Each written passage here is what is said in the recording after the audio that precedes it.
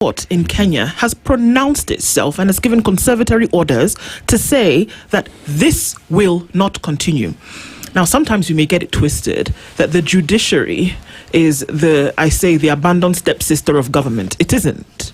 That there are three arms of government who operate at par: the legislature, the judiciary, and the executive.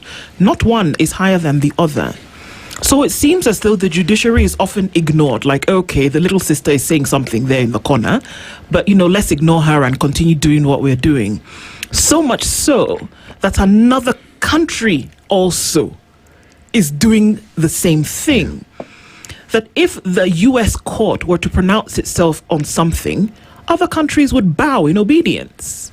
But this seems to be the opposite. Who has allowed this to happen?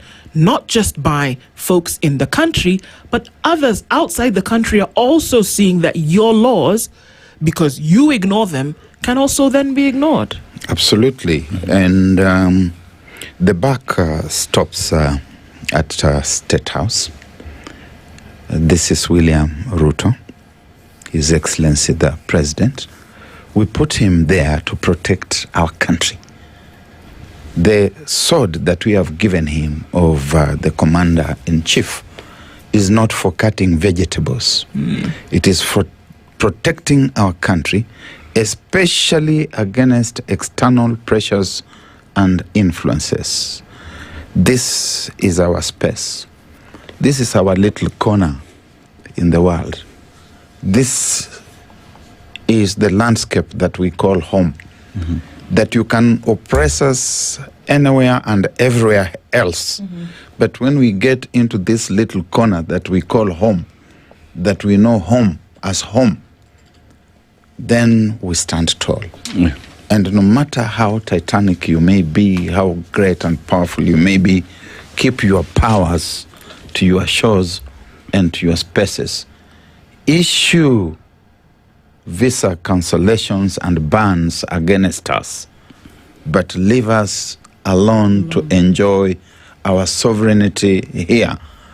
And even if you push us to the corner, like you push a rat or a cat, we will fight back. So when you look at the courts, our courts pronouncing themselves, and you say, oh, there's a little fracas, it is insolent, it is patronizing, it is unacceptable. Small we may be, but small in our space, in our little space. Wait for us in your space, and then you can treat us the way you want. So this discourse keeps rotating back to the question of, if they cannot accept their own citizens who have been exposed to Ebola, why should we be the ones to accept?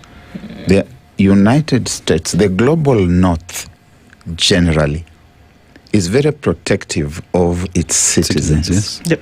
A small thing happens somewhere and they issue travel advisories to their citizens. And even now, as we speak, they have issued a travel advisory against Kenya. Yeah. And they're issuing the travel advisory against Kenya because of their own exporting of Ebola to our country. You push that thing at us, it gets into our space, and then you tell your people, don't go there. It is now a dangerous place. Be careful how you navigate yourself within that space. Can't we even just see the irony in all this? And I think Kenyans would be willing to stand very solidly behind their president and to defend and protect him were he to be put under any kind of pressure or threat by no matter which powerful nation in the world. If he was doing the right thing for the country, we would all stand up and say, no, Mr. Trump, you can't do this to our president. Kenya is not Venezuela. Hey. You come and abduct arrest the president.